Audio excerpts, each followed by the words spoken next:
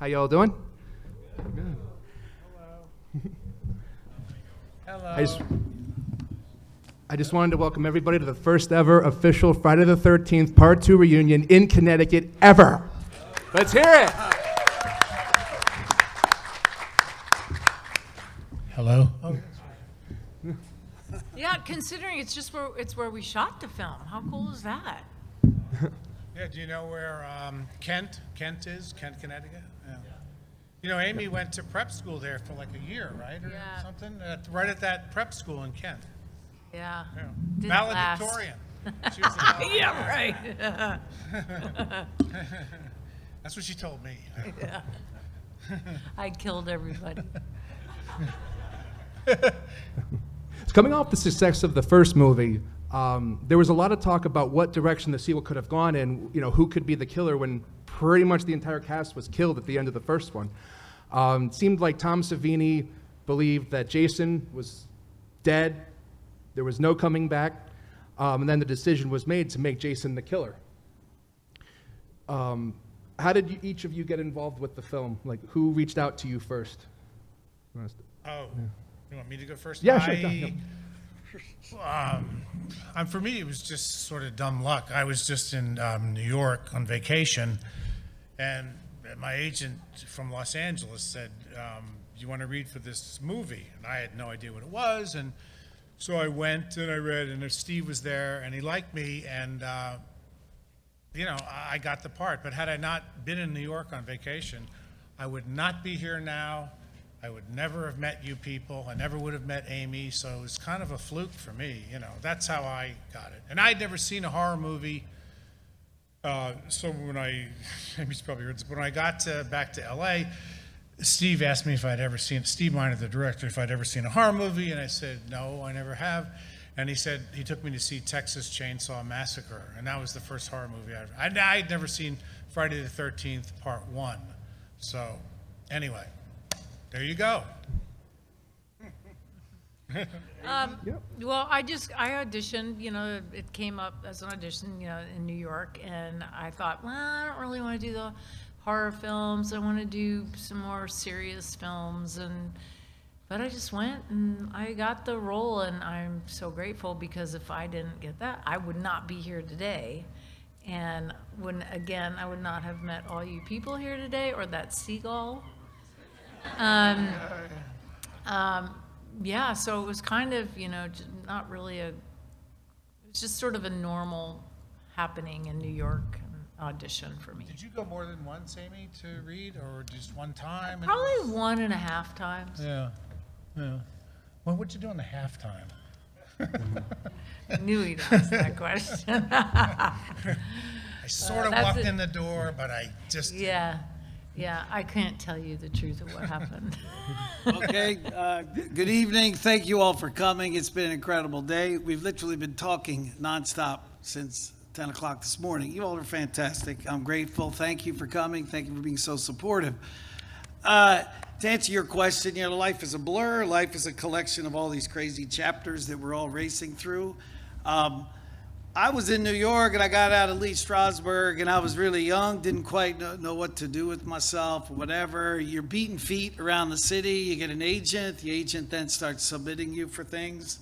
I had an agent, Michael Thomas, a nice lady, Roseanne, I forgot her last name, Gates, whatever. They called me, and the crazy part of the whole story, the chapter we're telling, is that I got submitted for his part.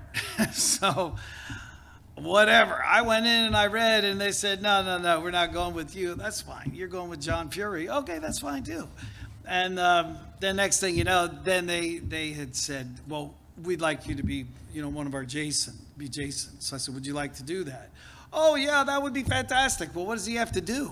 Well, I didn't really know. And you're reading through the script, and well, what the hell is he doing? You know. Anyway, so. What does he say? What does he say? And you think you've got this great monumental, oh yeah, I got a part, it's a Paramount movie, and it's going to look great. And then I just don't know, it's all a blur. It's then, yeah, you end up here in Connecticut, Kent, Connecticut. It's an incredible circle journey of life. And you went to the school there as a younger girl, and then you end up in this monumental brand and legacy. at Kent school, then you end up at a story that's filmed at a summer camp in Kent.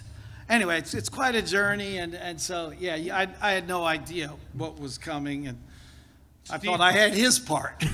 So Steve Dash, the other guy who played Jason, was funny because he talked about when he was going to do it, and he said, well, let me look at the script, and they go, well, you don't need to look at the script. They go, well, let me see my scenes, and they said, well, you don't have any lines.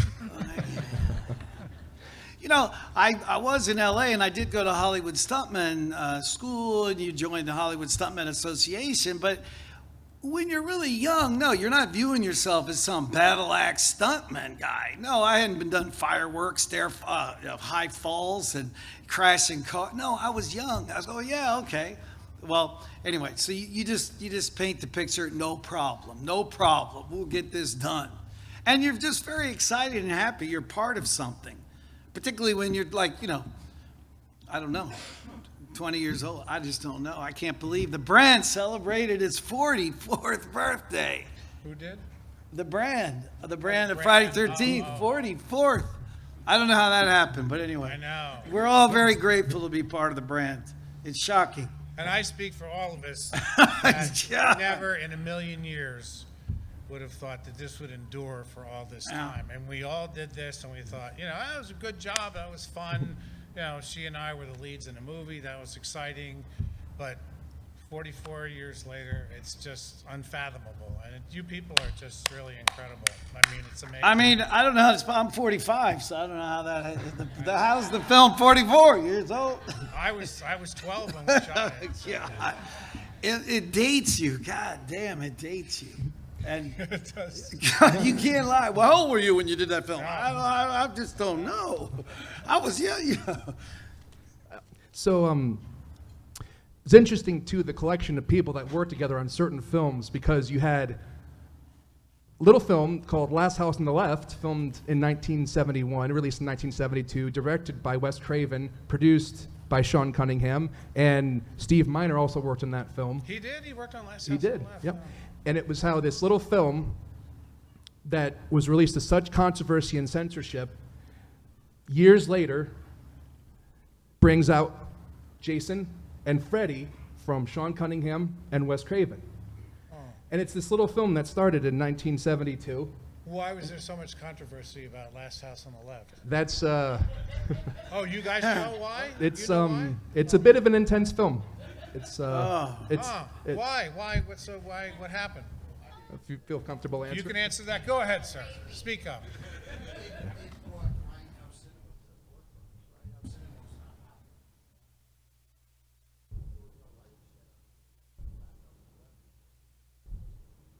Oh. A little. Oh, rapey? Oh. What does that mean? Is that what you meant? What does a little rapey mean? Rape. That means they're rape victims in the story. Oh, no, I thought he said R-A-C. Very disturbing Right, film. okay. No. It was that when Wes Craven, their names became well known from that movie, not for the best reason, but then they both went on to direct films, and that was where Sean Cunningham did Friday the 13th, and Wes Craven eventually did Nightmare on Elm Street. And I just thought it was an interesting connection that Friday Part 2 Yeah. was Yeah, I never directed, knew that. by, I never knew directed by that. Steve Miner, who also worked on that film. The Jason connection in Connecticut, and then how Wes Craven went on to create Freddy Krueger. And then eventually we had Freddy versus Jason. So it's kind of where these intersections are. It's a small family, it's all interrelated. Exactly. Yeah, I'd like some more questions directed directly to me. exactly. So John, I'm kidding.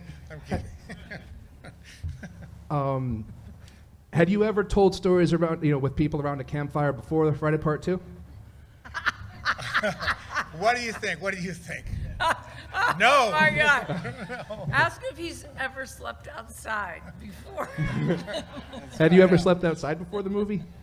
No. Oh, well, I think I went Since? camping Since. once. And since? No. Oh, That's such a good what did Woody question. Allen used to say? Woody Allen goes, I'm at two with nature. What are each of your favorite memories of Connecticut when you were working on the movie? Well, I thought the town was a really cute town, and we stayed like in a sort of, it was a campgrounds. You know, we had little houses and stuff. They're called Cabins. cabins. Cabins. That's right. Cabins. That's right. Jeez. Did those? I don't even know if they all had individual bathrooms. Did they? Did you have No. individual bathrooms? I don't even remember. I think they Those might are have. called latrines. I like the lake. We had a I learned great so lake much from there. Amy. Yeah. And there's boats going around, and I thought, my God, you're young and you're in a bunch of cabins with a lot of young other kids. It was like camp. Yeah. No? Yeah. Yep, North Spectacle Pond up in Kent. Yeah. Yeah. Beautiful area. Yep. In the last couple of years, because the lawsuit pretty much has been resolved, but it was nice to see that when they could make Friday the 13th the game, that they tried to include as many of the Jasons as they could. Did you end up getting any of the Blu-rays or ever play the games or anything? No, but boy, was that popular. And I met the guys in Louisville, I guess, who wrote the game or produced it. And they said it was one of their most successful games. And they also did the Texas Chainsaw Right, the game. official Texas Chainsaw game. Yeah, and that was big too. But I know Friday the 13th was so great, but they had to just stop. How long ago did they do this? Did they make this game? In the last 5 years 2017. or Yeah, so? like, yeah, 2017. yeah. The game's on hold right now, no? Yes, yeah, because they There- shut the server down until they can make some kind of deal. Well, and- there are issues now with it. So I believe Sean Cunningham has gotten involved and said, no more game for now. I missed Right. that chapter. Is there? I believe that the Crystal Lake series on Peacock is the next project that's in production now. I think they finally got the ball rolling, but then hopefully there'll be a But new they film. can't have Jason involved in it. Right. Yeah. It's supposed to be No. like a prequel with So young. I don't understand. Yeah. And the grand thinking, how do you put a brand on hold for more than 10 years? And look at all of you, the fans are keeping this alive. You're keeping it alive. You're supporting it. You're buying the memorabilia. The toys keep coming. The books keep getting sold. I don't know how many versions of Peter Brocky's book have been sold. I know I keep seeing them all the time. So the brand is lucky that there's so much support. I don't know anybody in the industry could put their brand on hold for more than 10 years. That's Exactly. true. That's a good point, really. I mean, because like you said, the fans aren't sick of it. You know, so I mean, who's sick of it for James a Bond decade, can't you know? do that. He can't take a break and come back, right? Exactly. Yeah. Come on, I mean, So, Amy, the scenes where you were attacking Jason by far were my absolute favorite for any of the final girls in any slasher film. Did you do any like sports or anything like in high school, like to that maybe like? Well, Yeah. I grew up with 3 brothers. Yes. Yeah. Yeah. So that, so I was trained at a very young age to defend myself. I played lacrosse and hockey. I was kind of, more of an outdoors person than John was. And That's not saying a lot. I'm more a physical, active kind of person. And then, it was a lot of time, poor Steve Dash, God, R.I.P. I mean, he really, I was not very good with him because, as a stunt person, you move on certain counts. Like, you wait to 3 before you do the action. But when you're an actress like me, a young actress with a bunch of adrenaline in me, I'm like, 2. And so I cut his finger, I kicked him in the nuts, I put the machete through his finger, I kicked him in the ribs. Poor guy. But you know what? He loved it. And I remember Steve Miner at that one time where I put the machete through his finger. I felt so bad because it wasn't a prop machete during that one scene with the sweater. And I lifted up and came down. I felt so bad. And Steve went, don't worry about it. Steve Miner said, don't worry about it. They love it. Stunt people love that. And, They love going to the hospital. and he went to the hospital with with the prosthetic through the machete through his shoulder, and he just walked in going, "Hey," to the nurses, and so he loved it. But yeah, it was kind of scary.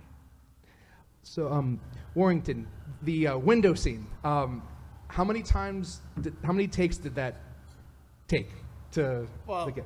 I mean, as I recall, it was a minimum of 10 because in that time frame, you didn't have a digital monitor to look at what you just did. You might have had a Polaroid camera running around, but We did it 3 different times.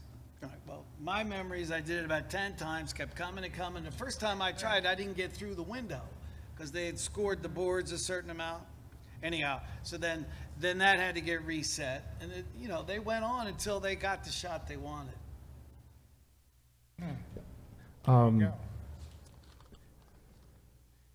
Have you had a chance to read or watch the collective documentary and book Crystal Lake Memories? The Peter Bracken Yeah, book? yes. Yeah. Yeah, it's great. Yeah. That's fantastic. I've looked at it, yeah. Yeah. That was nice to see too because I it was. looked at it once when I was out camping. I looked at that book. Yeah. It's a long weekend out in the woods. It's all dog-eared.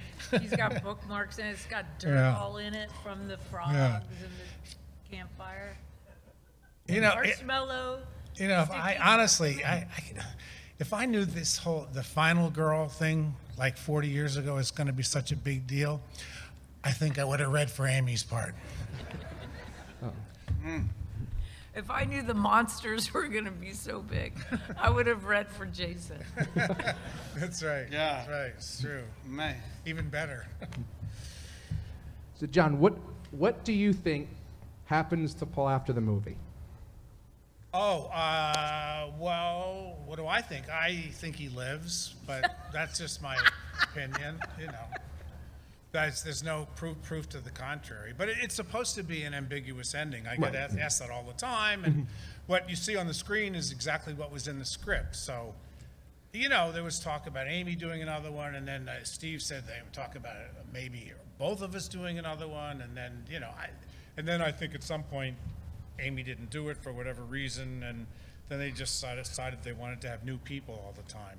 But it was left. It's up to you. I mean, what happened, So that's what I say. I'm sticking to it. Okay. We can open it up for a couple questions from the audience. Neil.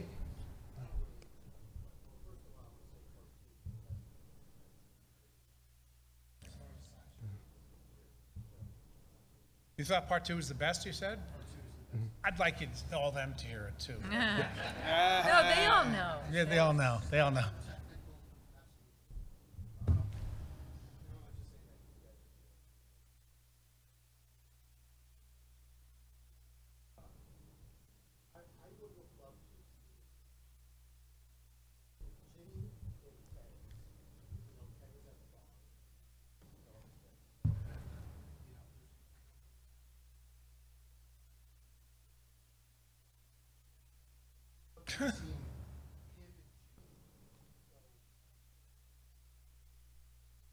Well, do you know that was in part 3? In the script that they gave me, 50 pages. Ted, I'm at college, and I lend my roommate my red Volkswagen. The police come back a couple hours later going, "Oh my God, what are you doing alive? The girl in your car was just killed." Then I try to call Ted, and Ted and I start trying, and I say he's back, but everyone thinks like I'm a psycho and it never happened.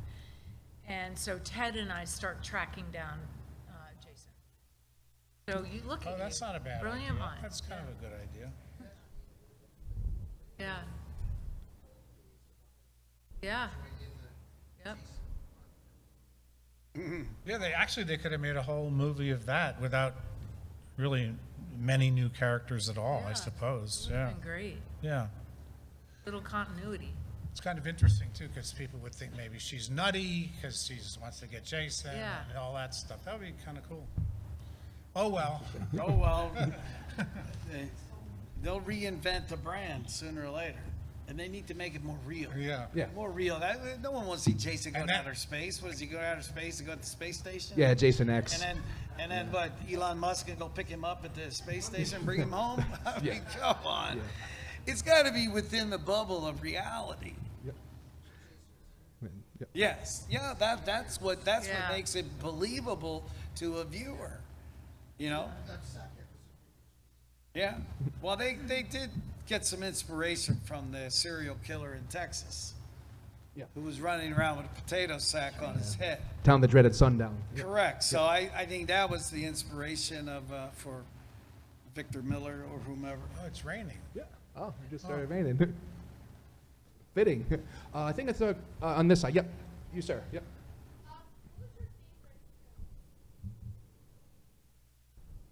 Favorite kill? Kill?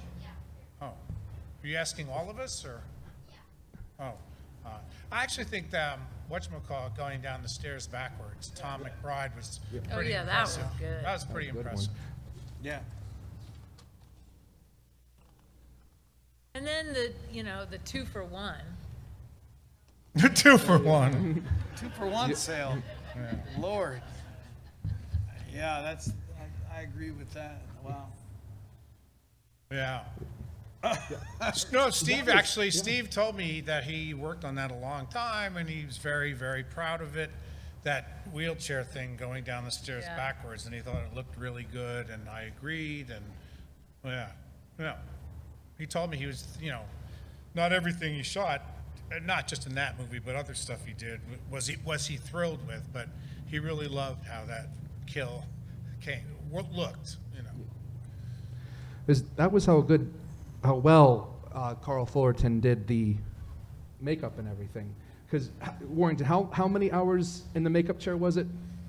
Well, it took the entire day. So they started filming when it got dark. So we're having at it at, I would say, at noon. He's putting the pieces together, and the eye and the teeth, and he made a huge effort on that. Yep.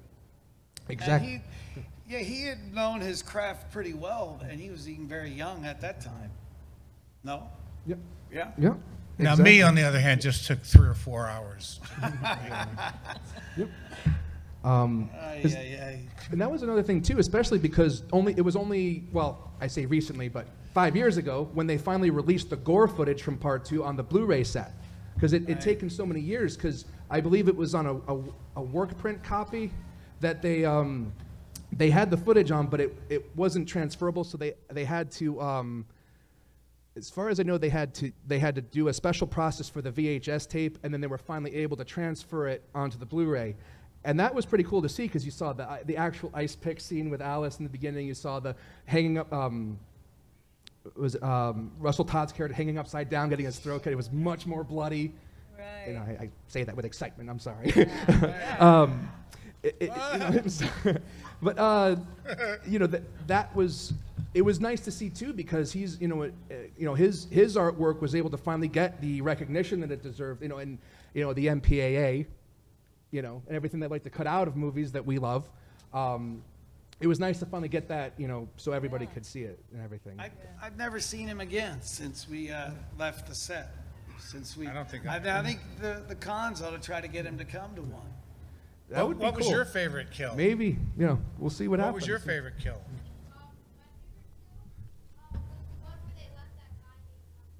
Yeah.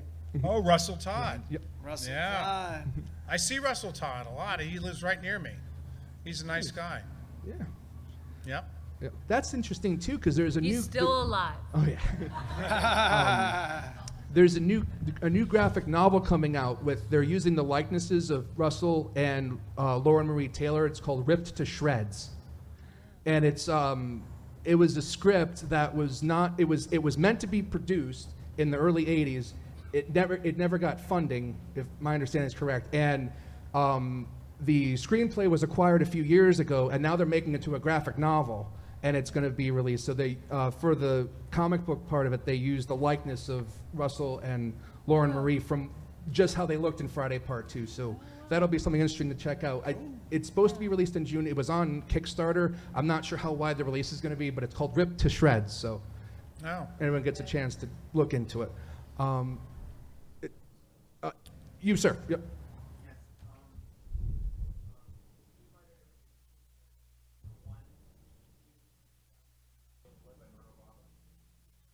I don't know the answer to that. I don't know. It's been suggested that that's what inspired it, but they say that he didn't actually watch the movie. It's just he looks at it as a coincidence. But chances are it's probably, inspired by it. Inspired. Yeah. Anyone on this side? You, sir. Yeah. Did any of you attend the premiere opening of the movie? And if you did, what was your reaction? Were you surprised how big the movie was? Or? You know what? They don't have premieres back then. It was like, oh, we're going to screen the movie, on Beverly Boulevard at 5 o'clock on a Tuesday. Do you want to come? But so I know I was in New York when I first saw I it. think I went don't to that remember. movie with you on 86th Yeah, on Street. 86. Did we Yeah. go together? Yeah. Yeah. I went. I went and Yeah. a And- big reaction. from But the I don't crowd. remember like a Nights, Lights, I don't think they did that. No, Did they? there was no premiere thing or No. anything. No, but we saw. I went to the opening day, and yeah, it was pretty interesting because the people would. I remember there was a guy behind me at one point, and he goes, and his girlfriend is getting nervous. Oh no, his girlfriend says to him, "Jason's gonna kill her." And it was so funny. They were sort of predicting the kills, early on. Yeah, and I'm sitting there, I'm hearing her say, "Don't go in there. How come she's so stupid going in that room? That's right. What a that's dumb bitch." Jason's gonna kill her. I think I saw he was on 86th Street at Lowe's. Yeah. Yeah, that's And right. I had a party afterwards. Oh, What happened? we were probably all there. Jesus. Yeah. Maybe, yeah. But Well, I'll tell you one interesting thing. With the premiere that night, one of my friends, you would probably know the guy, he was big buddies with Andy Warhol at the time. So he brings him in. And this was the beginning of the days of Andy Warhol. You look at a Campbell soup can on the wall and, okay, Warhol did it. You're like, oh, so what? You don't have the white hair going like that. He comes to the party afterwards. Fred Hughes. Anyway, Corey Hay also. These are all PR people in New York. So they brought him, and this was way before he become a household name. And at the time, he's asking, oh, can we do an acrylic on canvas of the Jason face? Could you imagine? You said, "No, I'm Can you busy." imagine if I had the sense to say, yes, that's a brilliant idea? Oh my God. Yeah. But they're great stories like that. And of course, obviously today, history, we're talking a space of times gone by, and it's beyond comprehension what that would be worth had he done a Jason acrylic. Absolutely. Oh, it would- Definitely. Yeah. Go I'd ahead. have flogged it off years ago. Yeah. You're good.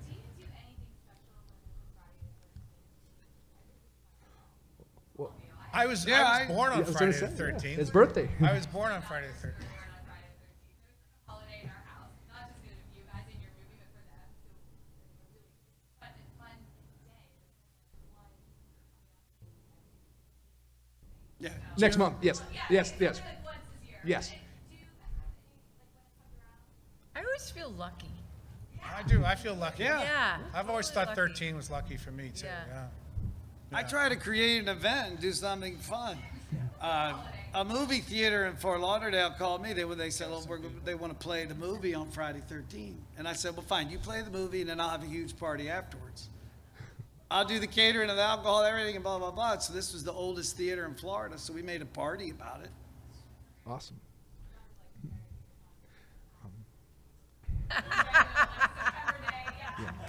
You did? Yeah, I mean, Great. it's, That's great. That is so great.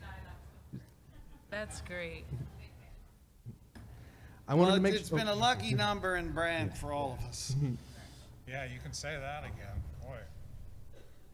Speaking of special days, it is actually Amy's birthday today. That's Would right. everyone like to say happy birthday, Amy? Happy you. birthday, Amy! Thank you, thank you. Birthday. Happy birthday. Birthday to you. Oh. Happy birthday to you. Happy birthday, dear Amy.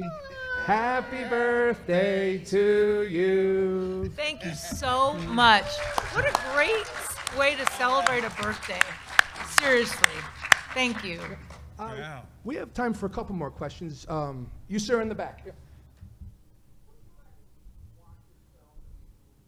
I think I'm great. It's so great.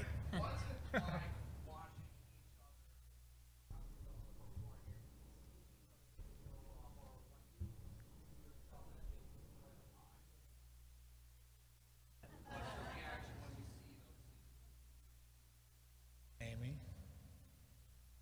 Well, I mean, I kind of judge myself and think, oh, God, poor Steve Dash. I shouldn't, if I'd counted better, I didn't have to hurt him, or,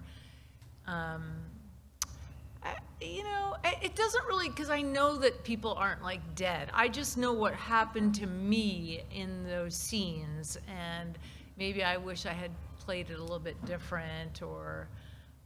I remember when I first saw the film, I thought, God, I don't even look that scared or that, and it felt inside like I was just bursting with adrenaline and fear, just trying to. You don't think you look scared? I thought you gave great I terror. thought you were great. I mean, I just thought it was so. I was so much more over the top than when I saw it. Oh, no. Yeah, I know. I think you were just the right amount over the top. thank you, John.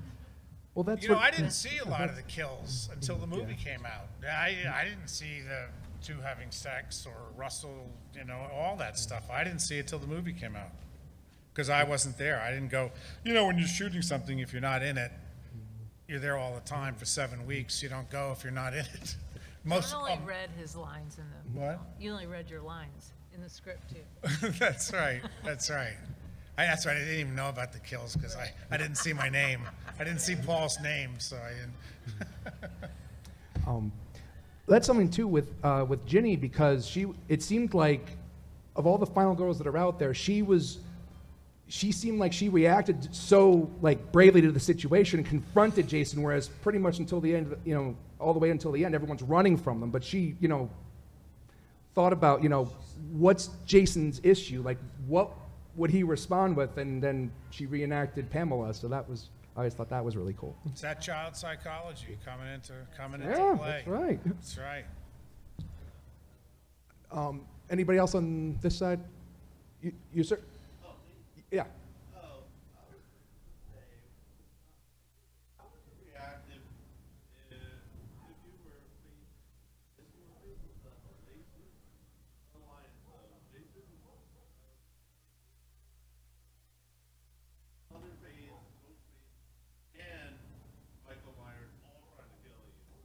I would let Amy take care of it. Yes. Yes. And I would. Ginny would. Ginny. I'd have a group therapy thing. We'd all sit down. How about for you, Warrington? How would you respond to those? I don't know. That's just a crazy hypothetical situation with all this decades of killers all attacking you. That's I guess you better run or confront it head on. Absolutely. Any other Yeah, what questions? about you? You were, yeah. Sure. Oh, yeah. no, forget about anybody else? Anybody else? You're my favorite final girl in the series. You're my favorite Jason in the series.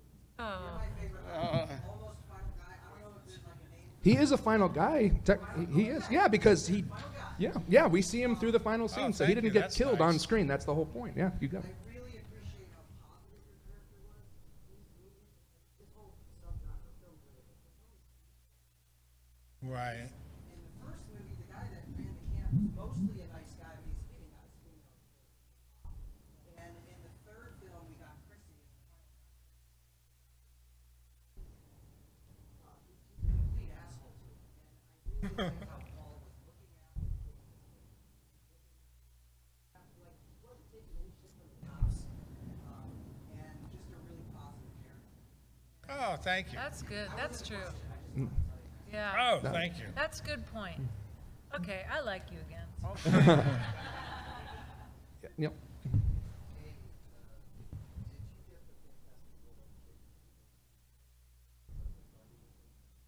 I think so, because it was Frank Mancuso, and I didn't have to read for it, and they kept kind of asking me to do it, and I was like, and then they sort of offered it to me, so I think so, yeah. I have time for one more question. Anyone?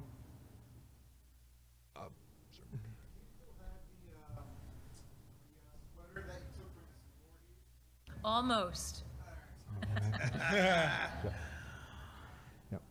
I think it's. We use it in the photo ops. You want to hear a funny story?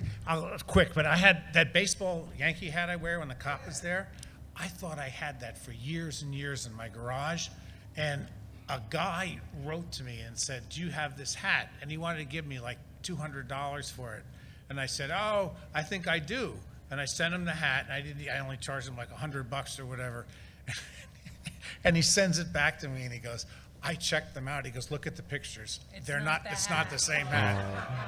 I had to I refunded his money, but I really thought it was the same hat. I think it's safe to say that, on behalf of everyone in this room, I hope Friday the 13th Part 2 is our favorite of the series. Oh, Thank you. wow. Thank you. Thank you all. Yep. You guys are great. You're great. Yeah, thank Yeah. you. Thank you. Yep. Thank you so much all for coming out.